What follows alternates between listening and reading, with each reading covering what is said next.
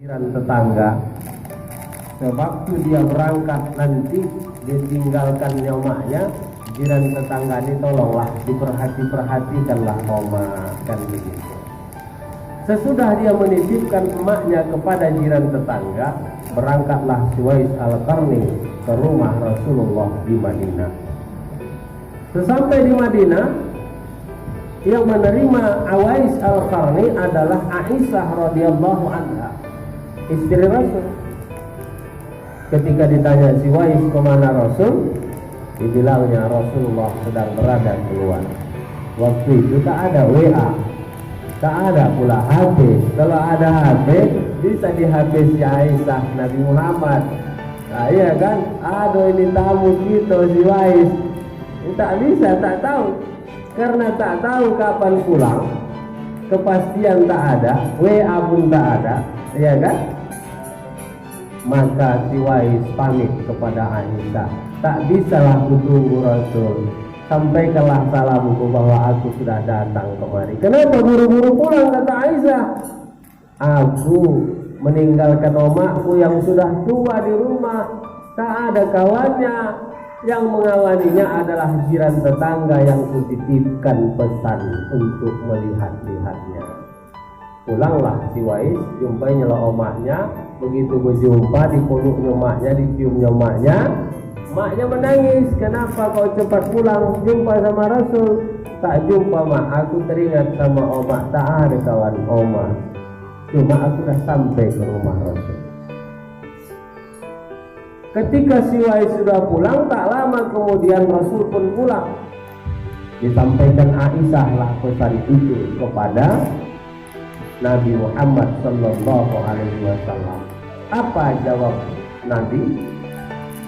Tadi kata Aisyah, ada seorang hamba Allah namanya Uwais Al-Qarni. Dia datang ingin berjumpa dengan Rasul, tapi karena emaknya sudah tua, tak ada kawannya di rumah, dia berangkat, dia hanya titipkan sama jiran tetangga untuk melihat-lihatnya. Dia tak bisa berlama-lama. Dia pulang, titip salamnya buat Rasul. Apa kata Rasulullah? Uwais Al-Qarni itu adalah penghuni surga. Disampaikan Rasulullah kepada Umar bin Khattab, Ali bin Abi Thalib, ada seorang hamba Allah penghuni surga namanya Uwais Al-Qarni. Kenapa ya Rasulullah? Dia sangat sayang kepada omaknya. Diceritakanlah cerita tadi.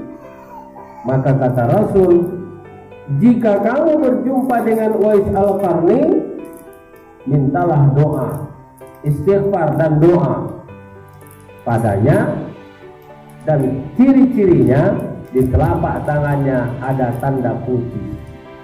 Jadi kalau kita ini tanda apa namanya? Tembong ya kan? Cuma tembong di kita hitam ya kan? Nah ini tidak, putih. Nah, yang perlu kita garis bawahi Bapak dan Ibu, Umar, Ali adalah sahabat Rasul. Para ulama sepakat bahwa para sahabat Rasul itu dijamin masuk surga. Umar, Ali adalah sudah dijamin Allah masuk surga. Tetapi ketika Rasul mengatakan ada penghuni surga namanya Uwais Al-Qarni, Umar ini bersama Ali ingin mencari mana itu penghuni surga itu. Apa yang bisa kita ambil pelajaran di sini? Artinya ketika kita sudah punya potensi keilmuan, ada orang berilmu, kita cari lagi orang berilmu, bukan begitu? Ketika kita sudah posisi dalam guru seperti ini, ada lagi orang, kita cari lagi, haus kita dengan kebaikan dulu. Jangan muncul rasa salah.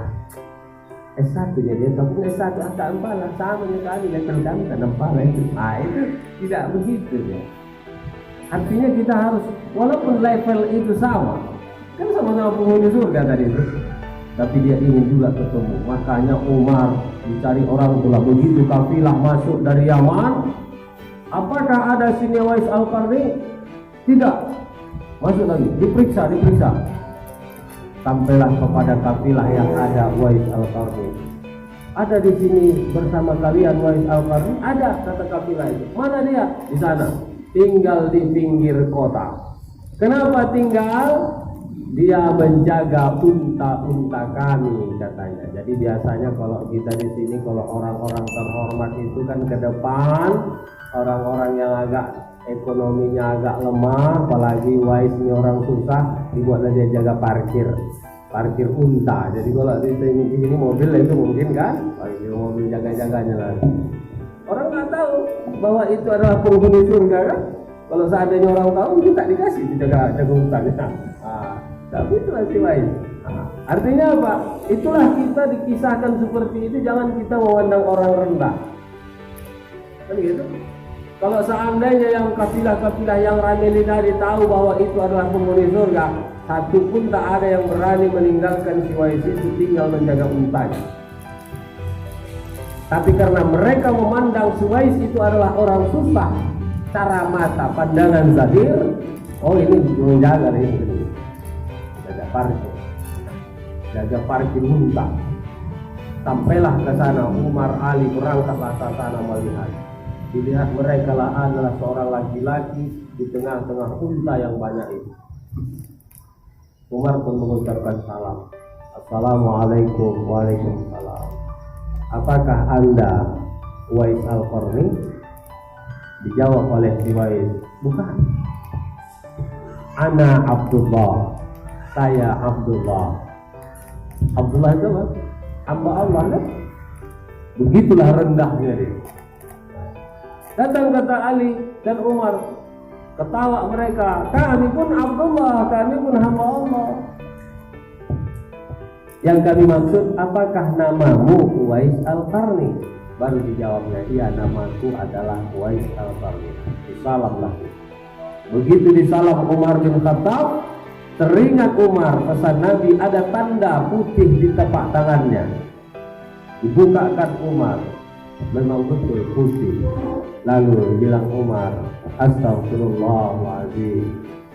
Lalu doakan kami, kata Umar kepada si Uwais. Datang kata si Uwais, manalah pantas saya berdoa? Saya kan orang susah, saya kan cuma jaga unta-unta. Saudara-saudaralah bangsawan yang bisa berdoa. Datang kata Ali, kalau gitu mari kita sama berdoa. Masing-masing mengangkat jam tangan kepada Allah bahwa kita sudah berjumpa. Begitulah rendahnya. Begitu selesai, datang Umar diberikan bantuan, dikasih uang, dikasih fasilitas. Apa kata si Uwais? Cukuplah kalian yang saja yang tahu bahwa saya orang susah. Cukuplah saya menerima dari kalian saja, jangan pala dikasih tahu sama yang lain. Itulah si Uwais. Beda dengan orang kita kan. Kalau udah kita kasih bantuan ke dia, kalau anak orang kaya lagi, tahu aku. Beda. Uwais yang tidak. Jangan. Cukuplah aku saja. Cukuplah kalian saja. Dah. Kita singkatkan cerita karena waktu yang mengatur ini kan. Tak lama kemudian, bulan berganti bulan, udah pulanglah Umar tadi dari situ, dan berpisahlah mereka. Bergantilah masa terus tahun, terdengarlah informasi si Uwais meninggal dunia. Begitu dia meninggal dunia, orang-orang di kampungnya ramai datang melihat. Berdatangan orang, sehingga orang-orang di sekitar rumahnya heran. Selama ini si Uwais itu kan orang yang tidak diperhatikan, orang yang susah, orang yang tak pala dikenal. Kenapa begitu dia meninggal? Ya, banyak yang melihat. Begitu mau mensolatkan, orang sudah siap standby mau mensolatkan, mau menantikan, mengkafani, orang siap mau melaksanakannya. Bahkan ada yang tak sempat, tak bisa mengkafani, megang kain kafan sebentar pun orang berhajat begitu. Mau mensolatkan udah beruduk, tidak seperti tempat kita, diumumkan dulu, bapak dan saudara-saudara, karena jenazah akan disolatkan, disilakan untuk mengambil wudhu. Begitu diajak bapak-bapak tadi, udah bapak, enggak banyak itu menyolatkan, tak pala ikut aku katanya. Ini tidak, sudah semua. Begitu mau mengebumikan, orang juga sudah siap, mulai dari rumahnya sampai ke kubur.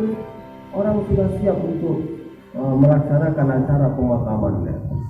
Terkabarlah informasi ini kepada Rasul. Kenapa sampai begitu banyaknya yang melayat, takziah, memberikan apa sama siwa itu?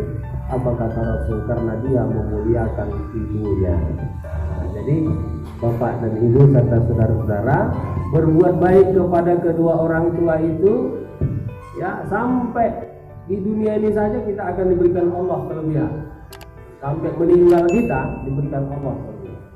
Apalagi nanti